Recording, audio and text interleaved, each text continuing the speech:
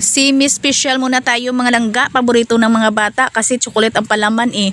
Magbahagi ka ng kunting kaalaman, lalo't na't ito'y pangkabuhayan para din mapakinabangan ng iba. Bawal daw maging madamot, i-share na natin yung ating recipe eh. Huwag na natin patagalin ito, let's go! So, meron na po tayo ditong na-prepare ng mga ingredients, nandyan lang po sa ating screen. Sundan nyo lang po yung mga ingredients natin at yung mga sukat. Madali lang ito mga langga gawin, yung mga ingredients natin, pag sama-samahin nyo lang. Hindi na po natin iniisa-isa yung ating mga ingredients sa paglagay para mapaiksi lang natin yung ating video. Ganun lang naman mga langga. Pagsamasahin lang din naman yung mga ingredients. At pagkatapos na mailagay lahat ng mga ingredients, konting halo lang at ilagay na natin mga langga yung ating tubig. At pagkatapos noon, tunawin lang muna natin yung ating mga dry ingredients mga langga before tayo maglagay ng ating harina. Ang ating harina dito mga langga is cake flour at saka third class flour. Nasa screen lang po natin yung mga sukat. At pag napapansin yung mga langga na yung harina nyo ay may mga bilog-bilog, isalain lang po ninyo para hindi tayo mahirapan sa pagtunaw, para wala pong lumps yung ating mixture mga langga. Yung mga harina ko, nasala ko na ito. Napakadali lang pong mapakinis natin ating dough.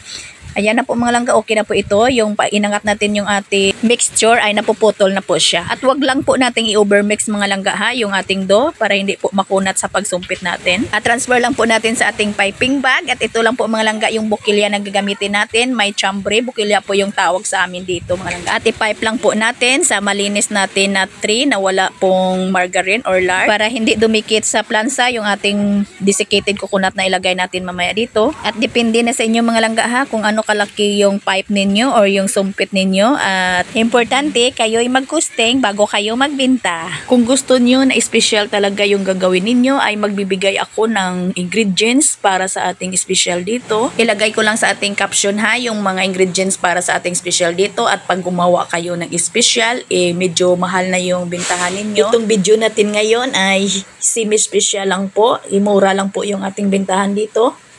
At pagkatapos nating i-pipe mga langga, lagyan lang po natin ng desiccated coconut sa ibabaw.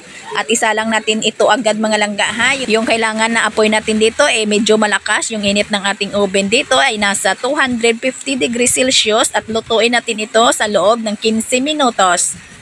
At gagawa na tayo ng ating palaman or ang ating pangdikit mamaya sa gitna. At yung mga ingredients ng ating palaman nasa ating screen lang po. At yung ating harina, lutuin muna natin. Ilagay lang muna natin sa ating oven.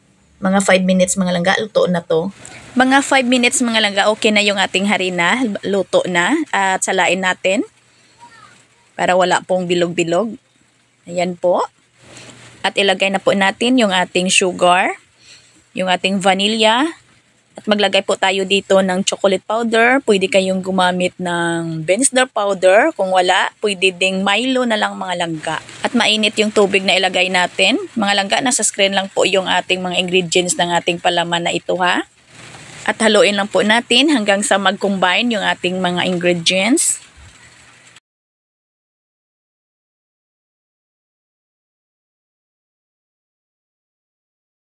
Ayan na mga langga, okay na po ito.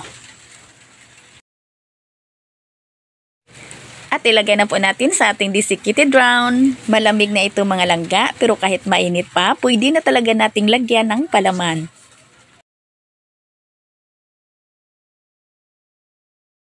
Sana may natutunan po kayo sa ating video ngayon. Magkita-kita po tayo muli sa mga susunod pa nating mga video, recipe ng ating mga tinapay.